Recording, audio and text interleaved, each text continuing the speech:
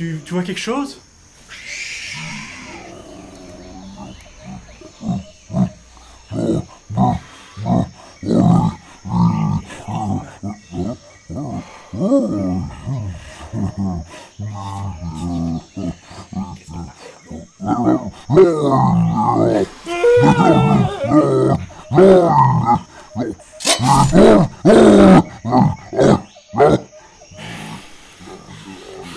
Il n'y a plus qu'une solution.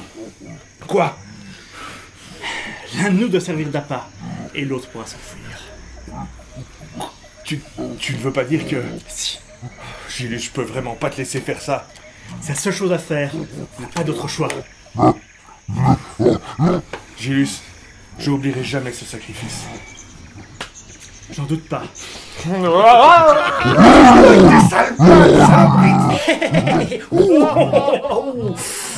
Enfin, c'est la vie.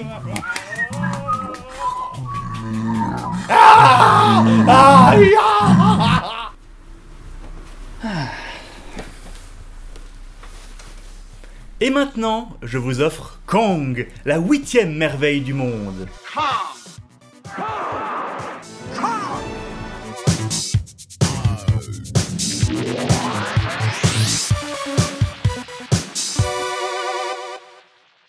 Et oui, il n'est jamais appelé King Kong dans le film, il est toujours appelé juste Kong. 1933.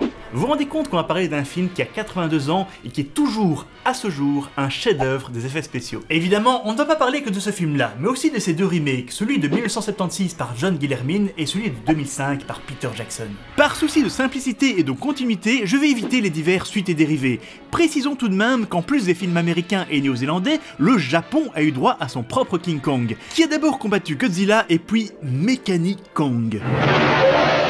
Comme les trois films dont je vais parler suivent une trame narrative très semblable, je vais les travailler en parallèle, point par point, en commençant par l'histoire bien sûr. Je pense que je peux spoiler sans crainte un film de 82 ans. D'autant plus que King Kong est vraiment un personnage qui fait partie de la culture populaire. Ce qui veut dire que même si la plupart d'entre vous n'avez probablement jamais vu le film original, vous devez connaître les grandes lignes de l'histoire, ce qui a le mérite de me faciliter la tâche. En gros, nous suivons l'histoire d'une jeune actrice qui est embarquée sur un bateau, qui se rend sur une île qui n'apparaît sur aucune carte, qui offre les panoramas et les créatures les plus incroyables qui n'aient jamais été filmées, sauf dans le film de 76, où là la motivation est le pétrole, ce qui est quand même moins merveilleux. Mais bon, on reviendra dessus plus tard. Sur le bateau, elle rencontre un homme dont elle tombe amoureuse, que ce soit un marin, un paléontologue ou un scénariste. Une fois sur l'île, elle se fait enlever par les sauvages locaux qui veulent la sacrifier à Kong, leur dieu singe. Ce dernier emmène sa proie dans son antre au centre de l'île, mais là un lien se crée entre la belle et la bête, dans un mélange de crainte et de fascination. Heureusement, peu de temps après, elle est sauvée par son amoureux. Kong est ensuite capturé à son tour, tel les prix qu'il croyait prendre, pour être présenté tel un phénomène de foire devant les nantis new-yorkais. Évidemment, Kong s'échappe et, désorienté, provoque la terreur dans les rues de la ville jusqu'à ce qu'il soit abattu au sommet du plus grand immeuble disponible, Twin Towers. Fin. Tout le monde pleure. Enfin, sauf les vrais hommes.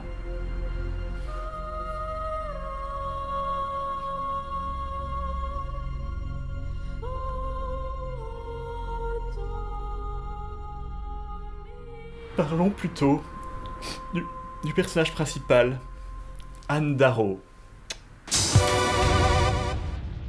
C'était intéressant de voir un personnage féminin aussi central dans un film d'aventure des années 30. Bon, elle n'est pas super proactive non plus, mais c'est déjà pas mal. En tout cas, c'est elle notre protagoniste. Anne est une petite voleuse de pommes qui est embarquée presque malgré elle dans cette aventure. Dans la version de 2005, on se rend compte aussi qu'elle est une danseuse de Broadway qui subit les effets de la crise de 29. La première Anne Darrow est jouée par Fay Wray, qui est considérée comme l'une des premières Scream Queens. J'en parlerai peut-être plus en détail une autre fois, mais les Scream Queens sont des actrices de films d'horreur qui sont connues surtout pour leurs cris. Faye était toujours vivante pendant la pré-production du film de Peter Jackson, qui voulait lui donner un caméo dans son film, mais malheureusement, elle est décédée peu avant le tournage. Auparavant, elle a quand même rencontré Naomi Watts et lui a donné sa bénédiction pour reprendre le rôle de Anne Darrow. Et comme je la comprends, car Naomi est vraiment impeccable dans ce rôle, le film repose en grande partie sur ses épaules, et ce côté-là, on ne peut vraiment pas le critiquer.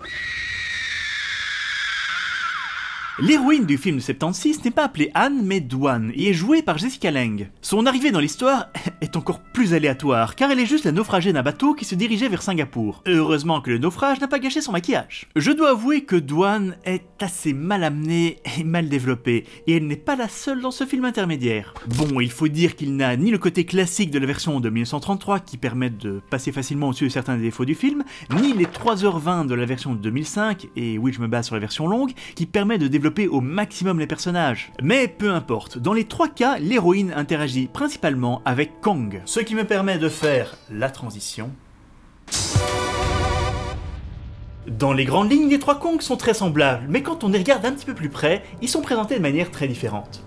A l'origine, King Kong vient d'un rêve du co-réalisateur-coproducteur Merian C. Cooper. Il voulait une histoire présentant un gorille gigantesque qui est à la fois le monstre effrayant et la victime du film. Le thème central de King Kong était donc déjà là. L'homme soi-disant civilisé qui détruit tout ce qui est beau et mystérieux. Chez lui, Kong est un roi, mais une fois emporté par la bande du professeur Nimbus, il n'est plus qu'une attraction pour le public bourgeois. Et ce sujet est abordé de manière beaucoup plus subtile que la plupart des gens ne le pensent. Dans ce film de 1933, il n'y a pas vraiment de scène où Anne se rapproche de Kong, et celle-ci a même peur de lui jusqu'à la fin.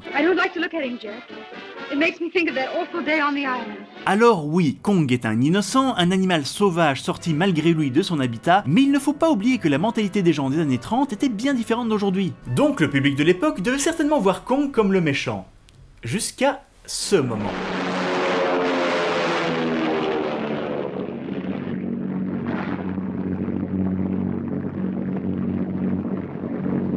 Et c'est là l'une des forces du film. À ce moment précis, on se rend compte de sa souffrance et on a pitié pour Kong. Malgré le massacre qu'il a perpétré sous nos yeux, on pleure pour le monstre car il ne mérite pas la mort pour avoir simplement suivi son instinct.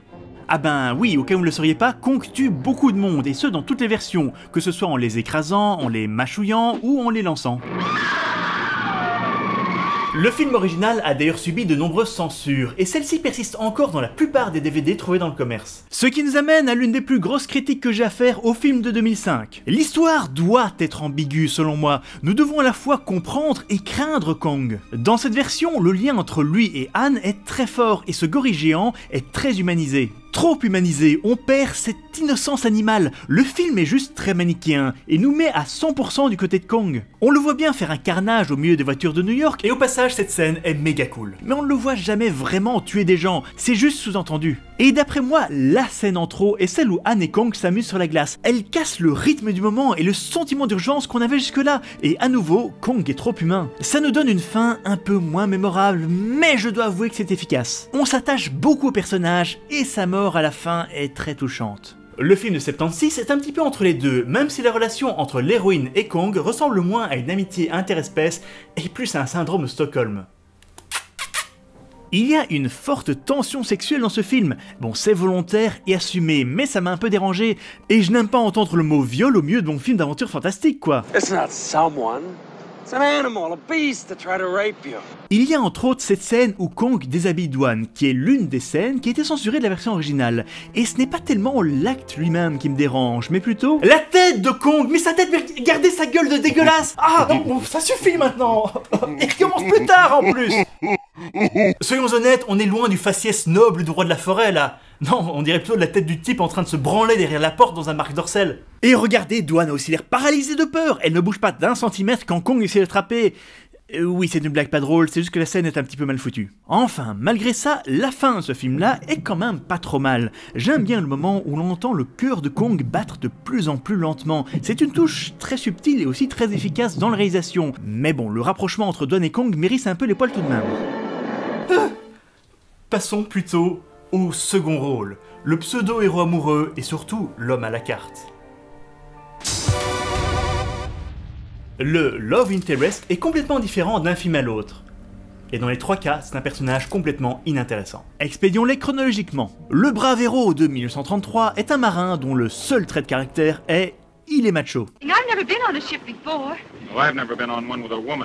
En 1976, on a un paléontologue joué par le génial Jeff Bridges, mais même lui n'arrive pas à lui donner une personnalité. Enfin, en 2005, on a un scénariste joué par Adrien Brody, et même si le personnage est plus développé que les deux autres grâce à la durée du film, il n'accomplit pas beaucoup plus que ses collègues d'Infortune. Je pense honnêtement que cette histoire pourrait facilement se passer d'un personnage de ce genre, l'intérêt est dans les interactions entre Han et Kong. Par contre, Carl Denham, qui est le cinéaste que l'on retrouve dans les films de 1933 et 2005, est beaucoup plus intéressant. C'est lui qui possède la carte de l'île du crâne et qui met tout le monde en danger pour son propre ego. Pourtant, ce n'est pas un mauvais bougre, même si ses ambitions sont la cause de tout ce qui arrive, c'est un personnage qui est ambigu et j'aime ça. Je dois maintenant aborder l'un des points sur lesquels on critique le plus souvent le film de Peter Jackson, Jack Black. Je suis étonné des tonnes de critiques qu'il reçoit car il est pas mauvais dans le rôle. Mais bon, c'est vrai qu'il faut oublier qu'il est Jack Black. Je m'explique. Tout le monde le connaît pour ses comédies, et ça fait que quand on le voit à l'écran, on a un bagage d'attente inconsciente. C'est difficile de s'en défaire, je l'avoue, surtout qu'il garde un langage corporel associé à ce genre de film, et il n'est pas extraordinaire non plus dans King Kong, il faut pas exagérer, mais il n'est certainement pas mauvais. C'est dans tous les cas un personnage 1000 fois plus intriguant que le gros con basiquement méchant obsédé par le pétrole du film 76. Je sais que je ne fais que dire du mal de cette version depuis le début, mais honnêtement, elle est pas mauvaise. Un peu plus loin dans la vidéo, quand je vais parler de... Quand on passe... Ah ben non, en fait, je fais qu'en dire du mal. Allez, admettons tout de même que c'est un film qui représente bien son époque, et lui au moins ose réadapter et moderniser l'histoire tout en gardant un certain nombre de clins d'œil au film d'origine. À côté de ça, le film de 2005 manque un peu de personnalité propre, il est vrai. Ce n'est qu'un gros hommage avec des tonnes de références au film de 1933. Il est d'ailleurs amusant d'essayer de toutes les retrouver. I've never been on one with a woman before.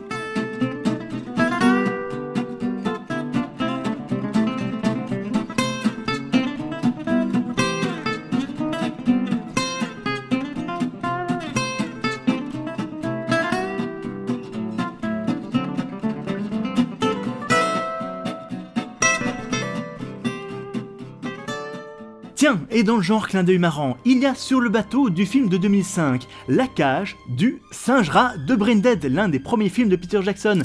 Car oui, cette créature vient de l'île du crâne, c'est écrit là. Mais il est temps d'aborder un point capital, et je sens que ça va être long. Chacun de ces trois films est une petite révolution dans les effets spéciaux de son époque, et je vais commencer arbitrairement par 1996. Pardon ? Il n'y a pas de King Kong en 1996 ? C'est exact, mais la question est, pourquoi ? Le rêve de Peter Jackson a toujours été de refaire son film préféré de tous les temps, King Kong. C'était aussi l'un des films préférés d'Adolf Hitler, mais ça n'a rien à voir dans l'histoire. Il a commencé à travailler dessus dès 1996, avec une histoire très différente de celle qu'on connaît, et son but, dans un premier temps, était de prouver que Weta Workshop et son nouveau bébé Weta Digital étaient capables de faire des effets spéciaux comparables aux Américains. Les choses sont allées assez loin, mais le film sera finalement abandonné par Universal, aux grandes dames des artisans qui avaient travaillé dessus, mais pour le plus grand plaisir des fans du Seigneur des Anneaux.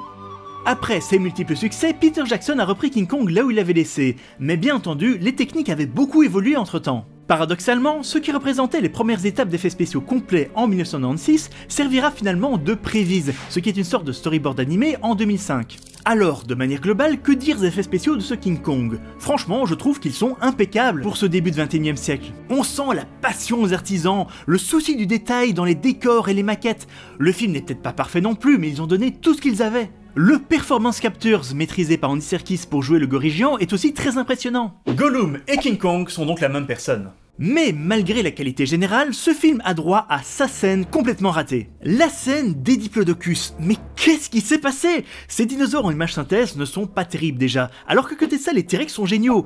Et surtout, l'intégration des acteurs en son décor est complètement foirée, particulièrement en ce qui concerne les ombres. Je connais des gens qui n'y connaissent rien en effets spéciaux et qui m'ont dit à quel point cette scène leur semblait plate, sans qu'ils sachent me dire pourquoi. Mais pour ceux qui s'y connaissent en effets digitaux, c'est encore pire. Ils l'ont pris vraiment comme une claque. Comme une claque. Que dis-je ? Plutôt comme un coup de poing dans le ventre. Je suis certain que dans certains cas, pour ceux dont c'est la spécialité, ça équivaut même à un coup de pied dans les couilles. Maintenant, je vous conseille tout de même très vivement le making-of si vous voulez en savoir plus. Peter Jackson est vraiment le roi des making-of. Un dernier détail avant de passer au film suivant. Il y a quelques choix de réalisation étrangement vieillots dans ce King Kong. Par exemple, faire une scène au ralenti, mais en gardant ce ralenti très marqué, comme on le faisait quand on n'avait que des caméras à 24 images par seconde. Aussi, tant qu'on est sur cette scène, ne pas faire d'impact de balle sur le natif qui se fait descendre, c'est certainement intentionnel, mais c'est un hommage bizarrement placé. J'espère juste que ce n'était pas pour des raisons de censure. Mais passons au film de 1976, et malgré toutes mes critiques, au niveau des effets spéciaux, il s'en sort plutôt honorablement. Je reste tout de même partagé sur le costume. Il est parfait dans certaines scènes, et très bof dans d'autres. Oui bon, il est moins kitsch que le King Kong japonais, mais ça n'est pas une référence non plus. Pourtant, sous le costume, c'est l'un de mes héros des effets spéciaux. Rick Baker, dont j'ai parlé précédemment dans ma vidéo sur le loup-garou de Londres, et qui travaillera peu après sur Star Wars. King Kong a pourtant plus du double du budget du premier Star Wars, mais ils ont peut-être été trop ambitieux pour leur propre bien. Le plus gros souci vient des incrustations qui étaient loin d'être perfectionnées à l'époque. Cependant, l'effet le plus impressionnant est aussi un record dans le monde du cinéma, le plus grand animatronique de tous les temps. On doit ce King Kong taille nature, qui est donc une marionnette mécanique de 12 mètres de haut pesant 3,5 tonnes, à Carlo Rambaldi, un maître dans son art qui a travaillé sur des projets aussi mythiques que E.T., Alien ou King Kong. Il y a donc des personnes extrêmement talentueuses qui ont travaillé sur ce film, mais je pense que tout le monde sera d'accord pour dire que rien n'égale les innovations de l'original. Sérieusement, j'ai fait toute cette vidéo uniquement pour parler de ça, j'adore le stop motion. C'est quand on prend une image l'une après l'autre pour donner l'illusion d'un mouvement. J'ai pas besoin d'expliquer ça quand même. Essayer de déchiffrer les effets spéciaux de ce film est fascinant. Ils ont été créés par le légendaire Willis O'Brien et son équipe, qui avaient précédemment travaillé sur Le Monde Perdu en 1925. À cette époque, ils avaient déjà réussi à mélanger miniatures et acteurs en utilisant ce qu'on appelle la double exposition. Avant tout, on cache une partie de l'objectif. Sans rentrer dans les détails sur le fonctionnement d'une pellicule de cinéma, souvenez-vous que celle-ci capte la lumière, et donc la partie cachée, qui est donc laissée noire, laisse la pellicule intacte. On filme alors la partie en stop motion, puis on réutilise la même pellicule en cachant cette fois l'autre morceau de l'objectif pour filmer les acteurs sur la même pellicule, je vous rappelle, en superposant leur image à celle des dinosaures. C'était une technique très risquée, entre autres parce que si on rate la deuxième prise, si les acteurs sont surexposés par exemple, comme ça arrivait souvent à l'époque, la partie en stop motion est perdue elle aussi. Willis O'Brien a donc inventé de nouvelles techniques pour King Kong, pour minimiser les erreurs, qui ont laissé place à d'autres problèmes, c'est de toute façon impossible de faire autrement. Et il faut remettre les choses dans leur contexte, on est au tout début du cinéma parlant, les caméras pesaient des tonnes et il y avait de nombreuses contraintes techniques que l'on connaît plus aujourd'hui. Il y avait toujours un risque que vous passiez des heures à filmer votre Kong, image par image, et que vous ne voyiez une erreur qu'au moment où la pellicule était développée. Vous pouvez maintenant embrasser votre appareil numérique. Félicitations. O'Brien était un maître dans son art qui arrivait à donner une véritable personnalité à ses créatures. L'un des rares défauts du film à ce niveau vient des poils de Kong. Il bouge un peu à chaque image car il fallait bien toucher la figurine pour modifier sa position. L'une des techniques les plus utilisées dans le film est le rear projection, ou projection arrière, c'est plus facile. On projette tout simplement les maquettes précédemment filmées sur un écran derrière les acteurs. C'est simple et efficace. Hey, just look at the length of that brute. If I could only bring back one of these alive. Mais on a aussi d'autres scènes utilisant ingénieusement des mélanges de techniques, entre autres du matte painting et des créatures taille nature. Je ne suis pas sûr que l'on puisse parler d'animatronique à l'époque d'ailleurs, enfin c'est une grosse marionnette quoi. Mais ma scène préférée est celle-ci, car le défi dans ce cas était de faire passer un Kong animé devant l'acteur. Alors, comment ont-ils accompli ça selon vous? Technique inventée pour le film, c'est ce qu'on appelle le Miniature Rear Projection. Dans toutes les scènes utilisant des maquettes, le décor était déjà étalé sur plusieurs niveaux, mais cette fois on ajoutait un projecteur derrière la maquette, qui projetait l'image de l'acteur sur un film en caoutchouc. Il suffisait alors de faire tourner le projecteur une image à la fois, après avoir bougé Kong en conséquence. Tout ça demandait un travail faramineux sur la lumière, qui laissait peu de place à l'erreur, sans compter que le timing devait être parfait, mais ça a ouvert de nouvelles possibilités encore jamais imaginé à l'époque. Et on me demande encore pourquoi je préfère les effets spéciaux de l'époque. C'est de l'art, de la prestidigitation, et ça ne s'arrête pas là. Le cinéma parlant n'existe que depuis 6 ans, et on a là un film avec une bande-son impressionnante, et même un montage entre le cri d'un lion et d'un tigre, passé à l'envers pour faire le cri de Kong.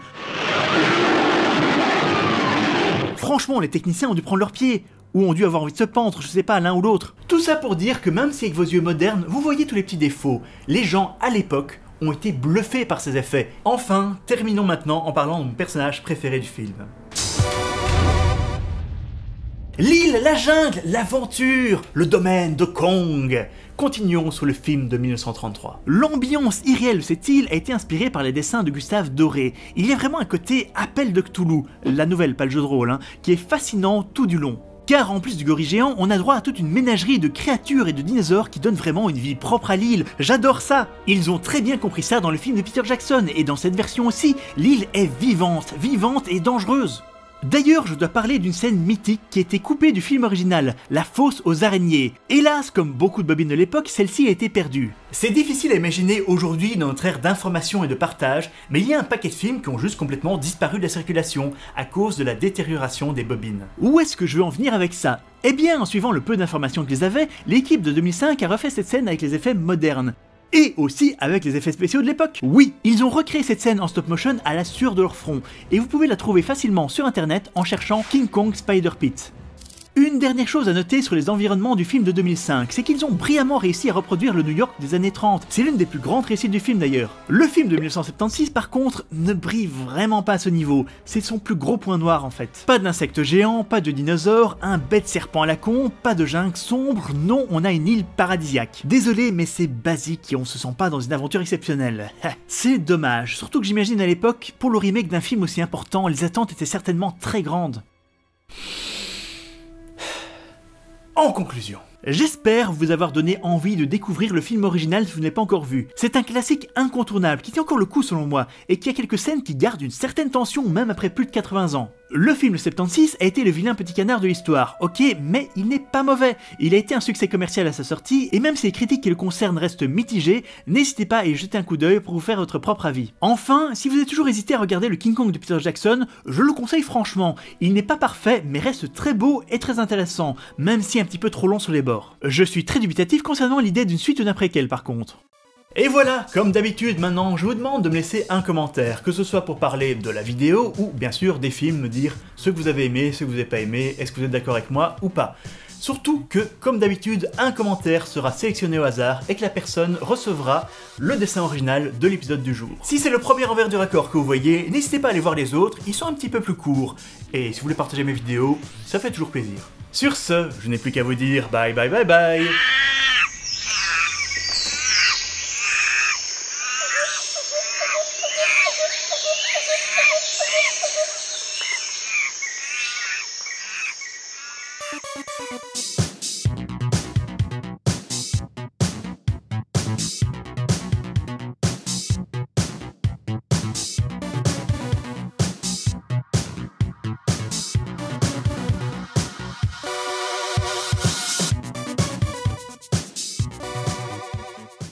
Même si la relation entre l'héroïne et Kong ressemble moins à une amitié interespèce et plus à un syndrome de Stockholm.